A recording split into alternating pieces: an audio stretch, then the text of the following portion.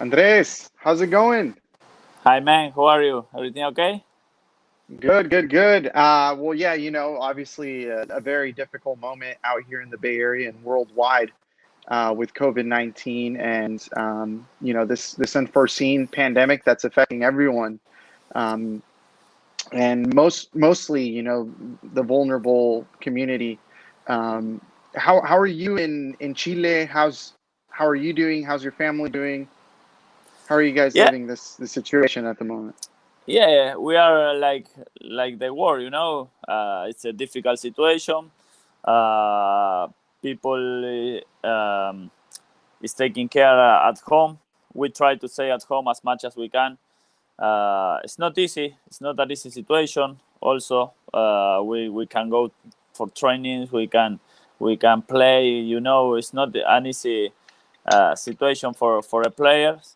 But the most important right now is to take care and stay healthy. How long have you been inactive for already? How long? What? How long have you been inactive for? How long haven't you played for um, due to the Uh, pandemic? yeah. We played last game in the league here, like 17 days ago. So since that day, we finished training, we finished the games, and when we stay at home with our family, we don't know exactly what's gonna happen next week. President will talk soon about the new rules for the people. So we are waiting for it. And I know you've been in Chile for a couple months now. How is the new club treating you, San Luis Quillota? Yeah, it's good. It's good. The club has an Argentinian owners. They are from my city also. So it's a good. It's a good. They. I was so close to sign in an Argentinian club, but they called me to sign here, and I'm really happy. It's a very nice city next to the sea. It's a tourist area, so we are happy. Chile is a country that we know very well. It's our we spent already like 4.5 years here with my family. So Chile is a country that give us a lot of good things. You've lived and played in Argentina, Chile, the United States, Cyprus, and a couple others, I'm sure, or Costa Rica. Obviously, I can't forget that one. Your spell with Saprissa was one that left a lot of memories, I'm sure. What can you say about the differences in football between all those countries that I just mentioned? Which one stands out most? Which one do you think is less appreciated? Yeah, every league around the world has their own culture. We know that in Argentina the passion of it's crazy. I think that at this moment it's not good. It's not good because it's more than passion. People go crazy to the stadiums. For example, right now, like in the last 3-4 years, people can, if you are a fan and you want to go to watch your team away, you can go. It's just for home people, for home fans. So it's not an easy situation. But then, as you say, I play in Chile a lot of years. Here, it's a very nice country for the players because they have very nice stadiums. They have the good facilities, trainings. Also, I play in Costa Rica. Costa Rica, I played for Saprissa, the biggest club in that country. Saprissa is an amazing. The passion is it's crazy from the people. Everybody in the street asks you for a picture. Everybody on the street asks you for. You have to win. We need to win titles. We need trophies. We want trophies in this club. It was a very good experience. Intensive year there. We spent 1 year there. Hopefully, thanks God, we got the trophy at the end of the year. And then I moved to USA. That everybody knows that the MLS is growing up so fast. And in my opinion, MLS in a couple of years will be in the top 5 leagues in the world for sure. I'm 100% sure because USA have everything, you know, have money. They are so smart to project things, you know. So I think that MLS will be amazing for the players that are today, that are 18, 19 or 20 years. In a couple of years, USA will be so good for the players. Andres, I think I know your top 3 teams. Obviously, I would say that the first has to be Rosario Central. That's the team that made you. That's your boyhood club team. And then I would say that number 2 would have to be, and I'm not ranking them here, but I will make it clear that Rosario Central has to be your favorite. And then I would say it's between Saprissa and the San Jose Earthquakes. What was it about the San Jose Earthquakes that made you fall in love and that made you a fan favorite? I mean, fans still talk about you and talk to you to this day. And you've been gone for 3 years now. Yeah, because they made us feel like home, you know. My son is American boy, you know, and that was an amazing experience. People around the club was behind us, helping us because I signed for San Jose in January 2016, you know, and my son born on May, you know. So since the day that my wife arrived in the Bay Area, the people on the club was helping us, was behind us. All the time they were asking us if we need something, you know, and that is the kind of things that make you to feel at home, you know.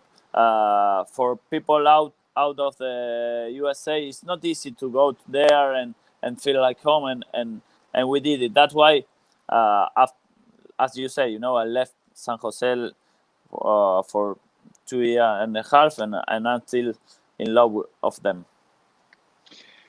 Can you explain to me a little bit what the process of signing for the San Jose Earthquakes was at that time? Back then, they were under the tutelage of Dominic Kinnear, and John Doyle was the general manager. Can you explain to me how it all played out?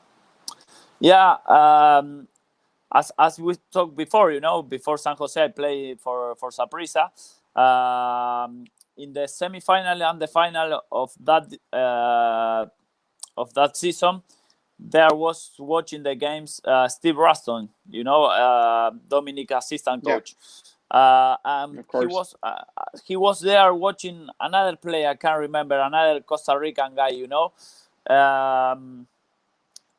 And then I have a very good games there. I scored in the final. We got the trophy. And then in pre-season, I went to Argentina for holidays. As I said before, my wife was pregnant, so we decided to stay in Argentina. I was so close to sign with an Argentinian team when I got a call from my agent, and he said, "Let's gonna wait for 2 days because I got a call from a team from MLS. They gonna send you an offer."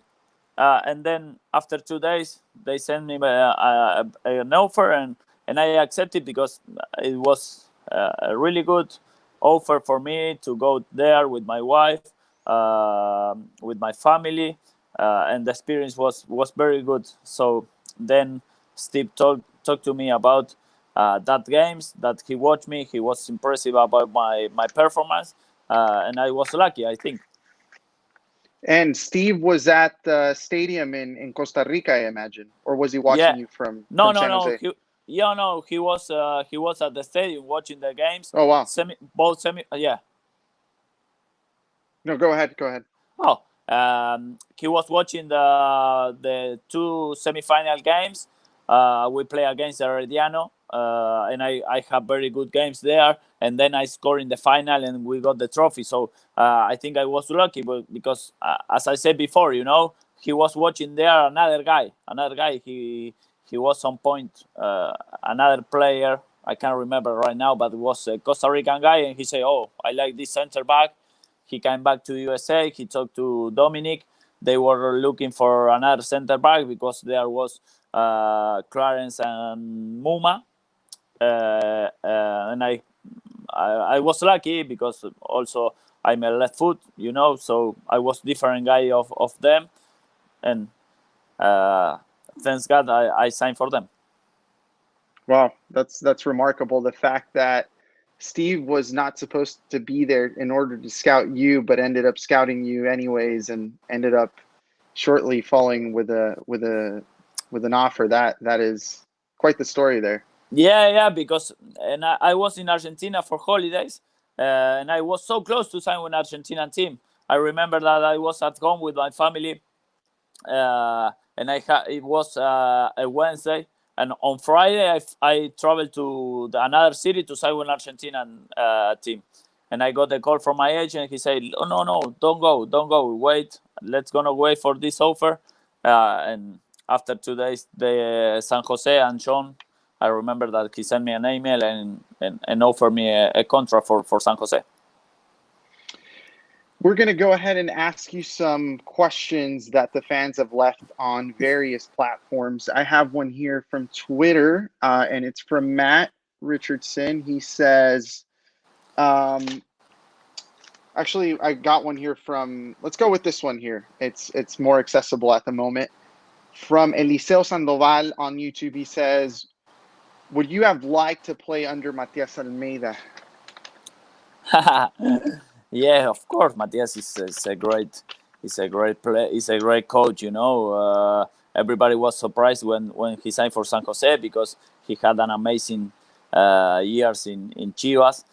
It's not easy to sign a coach from Mexico because we know the money in Mexico is crazy. But San Jose and especially Jesse made an amazing work to try to sign him. They give him a very good project, a few years contract to try to build something different, So, of course, I would like to play under him.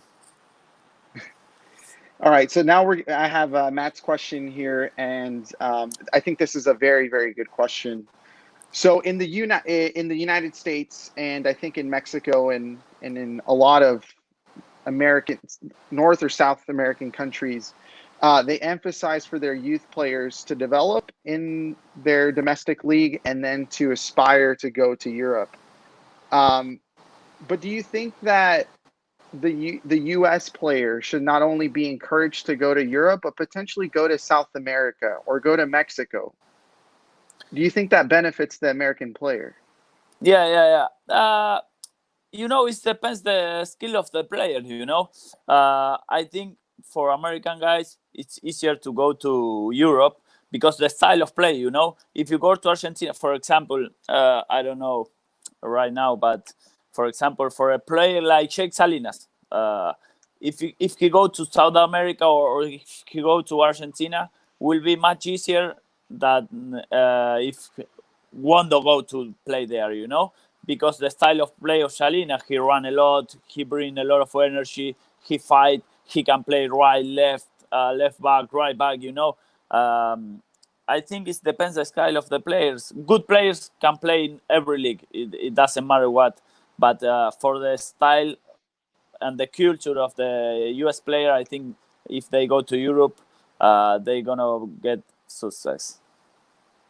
There are a couple of Americans playing in South America, and one that I can think of off the top of my head is Joel Soria, who plays for Arsenal in Argentina, and he's only 22 years of age. I personally think that the American player should aspire to play in South America as well. I think America, certain South American leagues are highly competitive. You have the Argentinian league. You also have the Brazilian league. Those are elite leagues. Those are leagues that are actually watched more in Europe than Liga MX itself. And also, I think Liga MX is a great platform, a potential launch pad for young American players, to go to Europe if they do well there. And I would argue as well that, that the expectations that they place on them will eventually change the ethos here in America. I think that in America, it could at times, they do box their players a little too much and they protect them too much. I think that, as you said, you go out in the streets, and just as much as people want to ask you for photos, they're also giving it to you when you don't win, right? Yeah. It's not easy to go to play in Argentina. As I said before, it's people is being crazy right now. That's why I think for American players it's easier to go to Europe. But in the future, because MLS is growing up so fast and they are building something very good. In the future, for sure they will go and the open will be door for them, because they are changing their mind. And they are signing coaches like Matthias or like Tata a few years ago. And they Yeah. are bringing this South American culture to the team, also the European. Because. It's a mix. The league has a very good mix for the future. And as I said before, for players, for young players from 18, 19, 20 years, in a few years, in a couple of years, they're gonna be prepared to play in every league. I'm 100% sure. Andres, I want to ask you two questions, and these weren't submitted by any Twitter followers. The first one, and well, let's take it one by one. So the first one would be around Jackson Ewell. You've watched Jackson Ewell play a lot, I'm sure, and you know what a good young player looks like. How far do you think Jackson Ewell can? How far do you think he can go in his career? Do you think he's ready for Europe in the next year or two? If you search on Twitter a tweet about Jackson, like when I left San Jose 2.5 years ago, I said, "Hey Jackson, if you prepare your mind and you prepare your body, I'm 100% sure that you are a very good option for the national team on the next World Cup." And man, he's been amazing. He has an amazing technique, amazing vision. He changed his body also. For sure, Matthias Almeida coaching staff is making a very good job with his body. And I think he's going to be prepared to play in every place, in every league, because he's smart, he's a serious guy, he's professional, and his vision and his technique is very good. I think if he play another year for Matthias, and Matthias try to still working on him, he's gonna be an amazing player, and USA national team will have a midfielder for a lot of years. The second question is, what do you make of the Quakes' new model? They're really banking on youth development. They're really banking on the academy.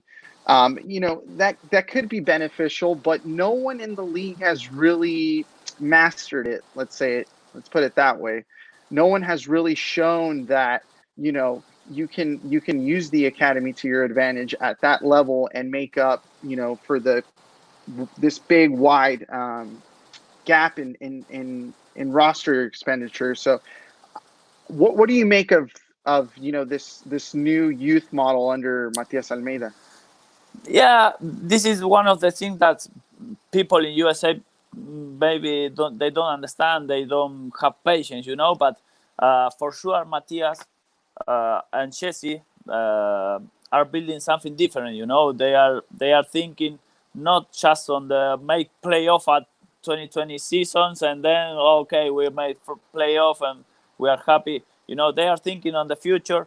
They are thinking on grow up with the model, with the style of play, with the style of players, for the future of the club. And this is very good for the team, for the league, for the USA guys.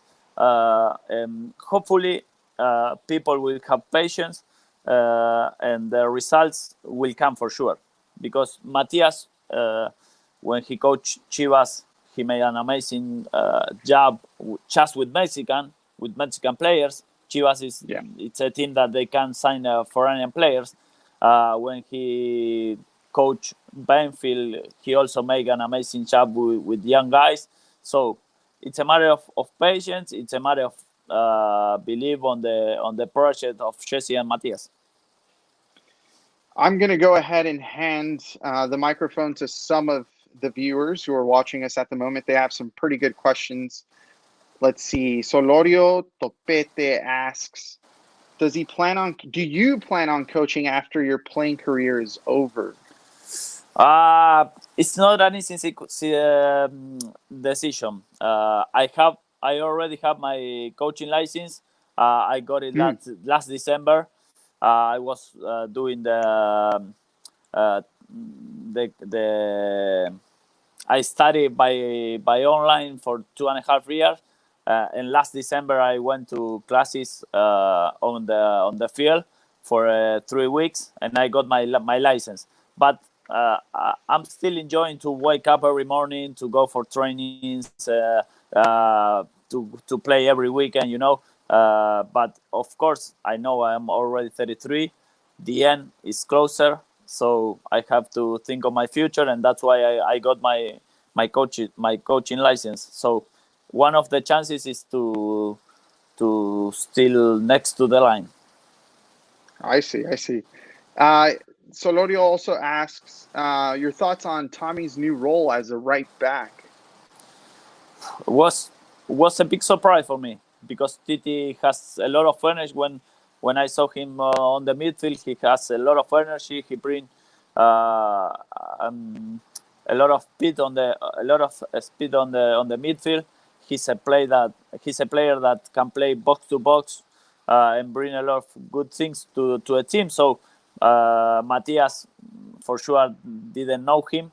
And when he started to see him every day, every training, he said, "Okay, this guy can give me a lot of things on the right back in my style of play. So let's gonna try it."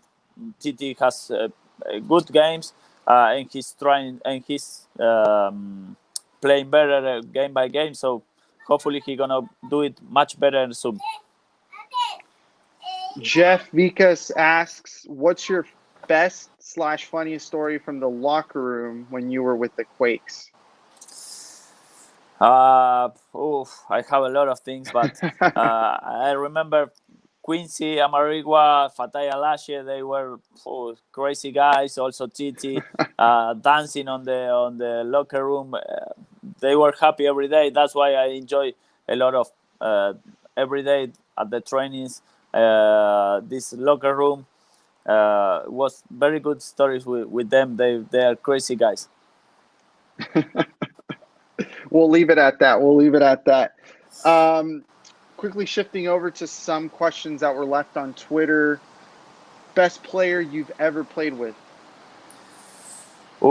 Difficult question. I think because then he's a big player, Angel Di Maria. I played with him for a few years. He was amazing career. He was one of the big players in the last 10 years in Argentina. But also I played with Kili Gonzalez. Christian Gonzalez was a left foot midfielder, box-to-box player. He played for Valencia. He played for Argentina national team. I think that too was the biggest. Do you think Angel Di Maria played his best soccer with Benfica or with PSG?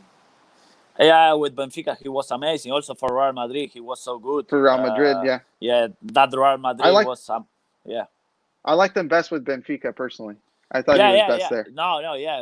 But Real Madrid bought him from Benfica because he was amazing there, but probably Portugal League, Benfica make a lot of difference. Benfica and Porto, probably it's much easier. It's much easier. Yeah. But then Real Madrid, he was amazing also in that team that won titles and won the Champions League. We have another question here. Who inspired you to play soccer? Do you have a family member? Yeah, or was it just it was the kids the in the street?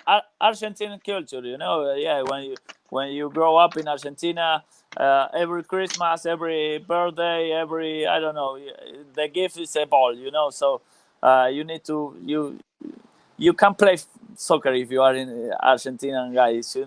It's the only reason that you have to see your friends every day after school. So thanks God I have my father also behind me. He support me in every decision that I made to try to be a professional soccer player. So I was lucky to have him behind me also. We're talking about bests here, so I need to ask you, who do you think is the best player right now on the San Jose Earthquakes? Oof, tough decision, you know. But I think because he's young, he has a lot of future, and he has everything to be a big player. I think Jackson is I choose Jackson. Of course, you know, I can say Wondo, you know, because he's a legend. He's the top scorer of the league. But as I said before, because he's young and he has a lot of future, I think Jackson. How hard was it to mark Wondo on almost a daily basis at training? How was that? Was he difficult? I imagine he was very difficult. Yeah. Wondo, it's that kind of guy that you say, oh, this guy is not touching the ball. This guy, oh, is not strong. It's not big, you know. But hey, man, if you give him 1 second, if you give me 2 years, he scores. So it's an amazing guy, and the league for sure gonna miss him when he retires. Hopefully, Matthias and the team and Jesse try to sign him for another year because the team needs him on the field. You would like to see him an extra year, Yeah, of given the course. whole situation that's going on, right? Yeah, why not? Why not? He said that that he was going to be retiring after the season ended this year, but I want to imagine that he would probably think it twice, given the fact that he's not going to play a full season in Yeah, 2020. okay, but maybe he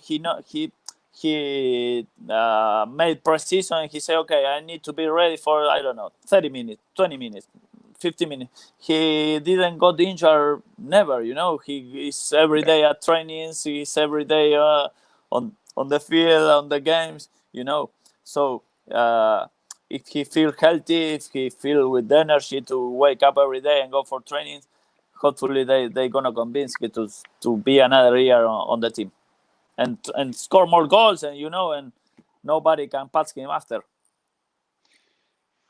Andres, the Quakes have a couple of Argentines on the team. They have Indio Vega, they have Cristian Espinosa as well, Andy Rios. What do you make of Cristian Espinosa?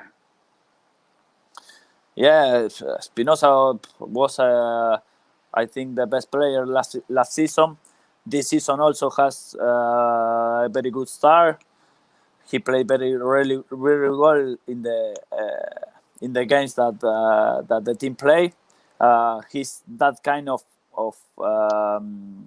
striker that Matthias like him because he is very good 1v1 on the side. He has a very good cross.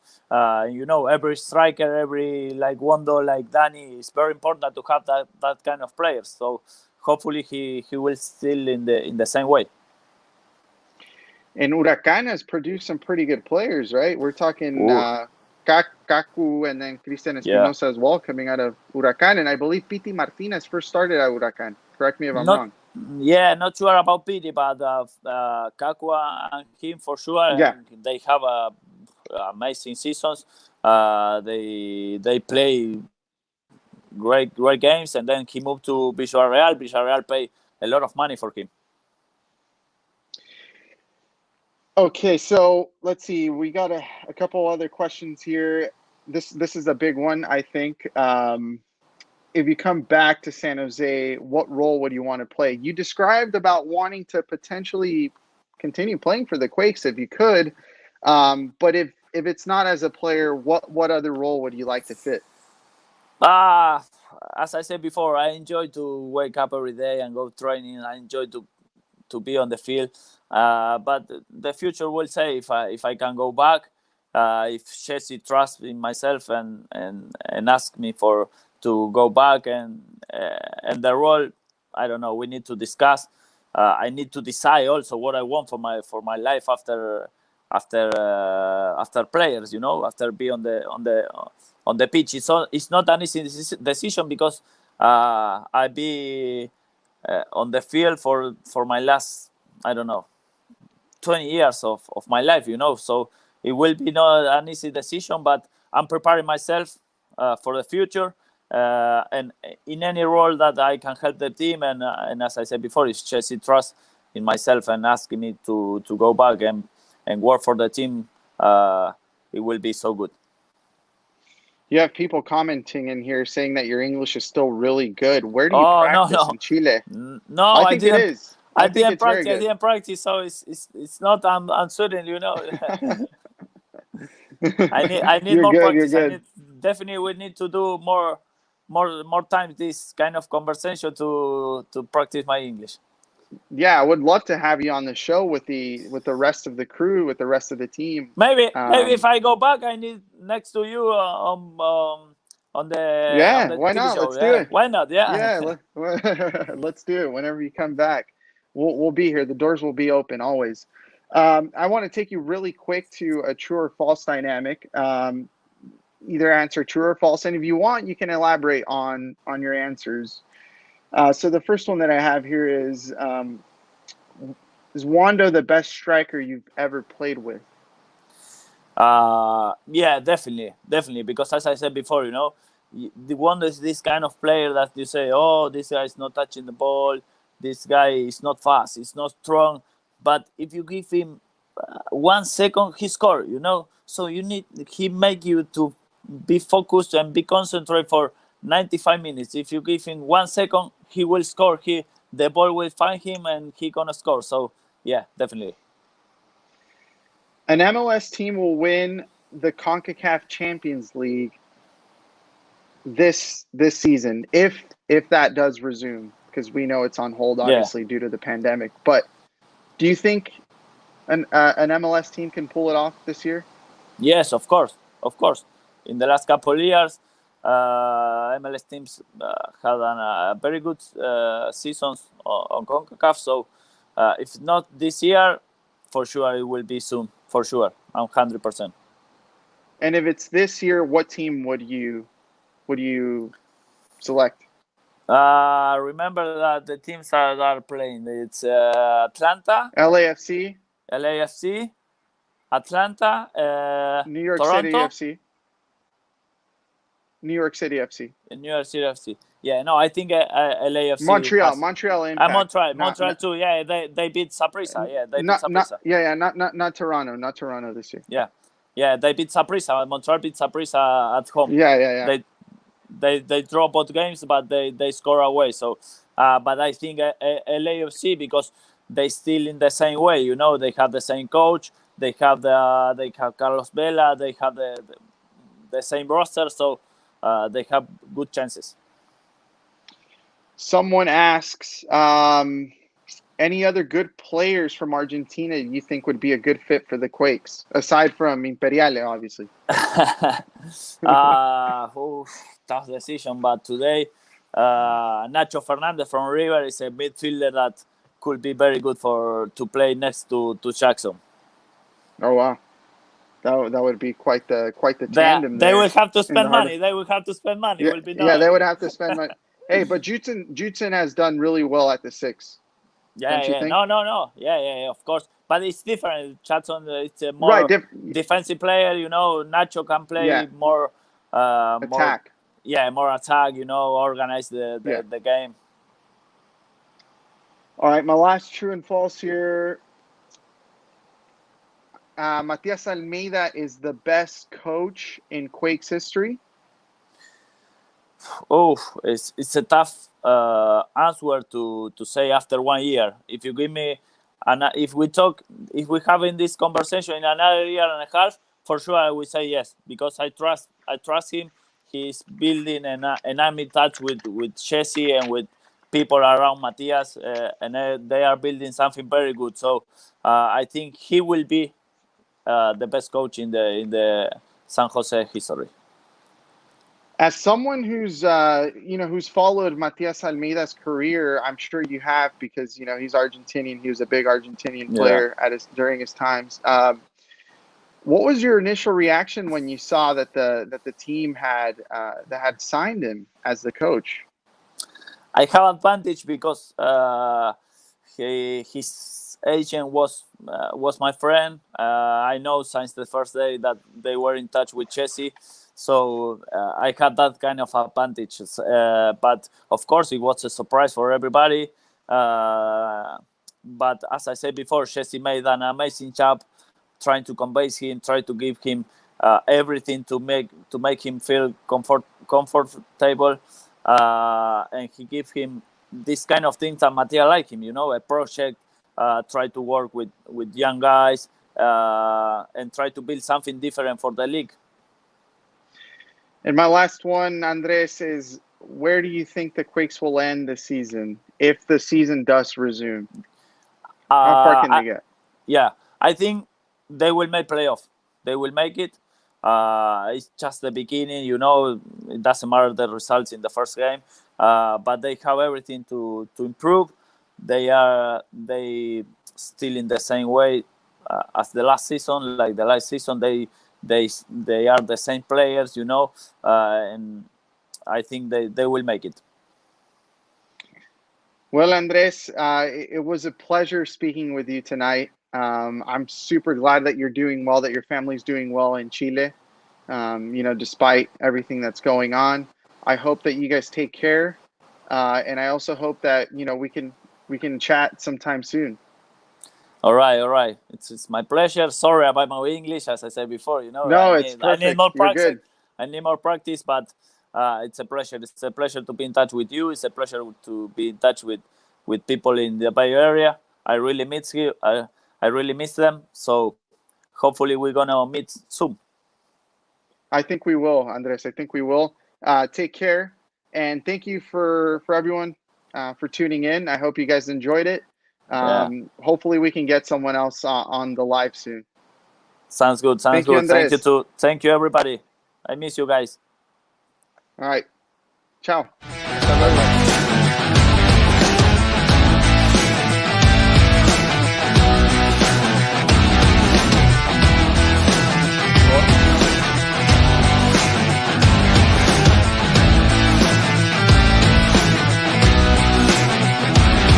Good job, Todd.